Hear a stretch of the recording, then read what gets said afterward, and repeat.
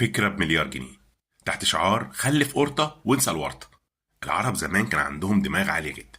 يجي لنا واحد من دول يخلف 5 و6 و10 عيال، بس ده بالنسبة للناس الأغنياء. يعملوا إيه بقى؟ يدور على واحدة مرضعة تاخد الطفل من أول ما يتولد، يمكن بعد أسبوع لو كانوا بيعملوا أسبوع زي ما إحنا بنعمل دلوقتي.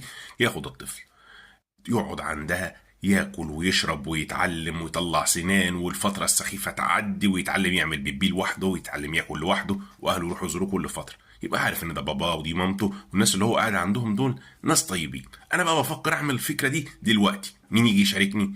نعمل دار، نعمل شركة، ناخد العيال من عند الناس نربيهم. اللي عايز يجي يشوف ابنه كل اسبوع يجي، مفيش مشكله. عايز ياخده جمعه وسبت يقعد الولد عنده، مفيش مشكله. يشوفه يومين ونبعت له حد برضه ايه يغير له وياكله ويشربه، بحيث الطفل ده يبقى ايه، متدلع والاهل متدلع. انه يخلف 6 7 10 عيال يا عم، ما عندناش مشكله. ولو مين يفكر يجي معايا، انا بفكر اعمل الشركه دي، تحب تشاركني؟